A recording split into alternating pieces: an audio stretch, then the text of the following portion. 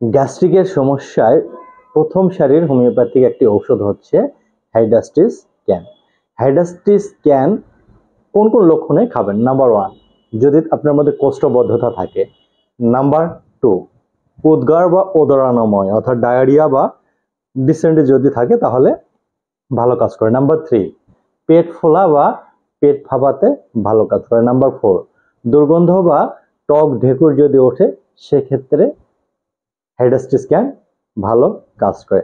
Number 5, বুক জ্বালা যদি থাকে, জ্বালা পোড়ার অনুভূতি থাকে, সেক্ষেত্রে হাইড্রাস্টিস ক্যান ভালো কাজ করে। হাইড্রাস্টিস ক্যান এটি ঠিক কি পরিমাণে খাবেন, কত পাওয়ার খাবেন? ঘরোয়াভাবে হাইড্রাস্টিস ক্যান খেতে হলে আপনাকে মাদার টিংচার যেটি সেটি সিলেক্ট করাই সবচেয়ে ভালো, কেননা মাদার টিংচার ঘরোয়াভাবে সবচেয়ে বেস্ট। মাদার টিংচার খেতে হলে হাইড্রাস্টিস ক্যানের ক্ষেত্রে আপনার পরিমাণ হবে সাধারণত অধিকাংশ ক্ষেত্রেই 5 থেকে 7 ফোঁটা হাইড্রাস্টিস ক্যান সামান্য পানির সাথে মিশিয়ে 3 বেলা খাবারের পরে সামান্য পানি সহ যদি খাওয়া যায়, রেগুলার কন্টিনিউয়াস প্রসেসে একদিনের মধ্যে আপনার রেজাল্ট আপনি বুঝে যাবেন।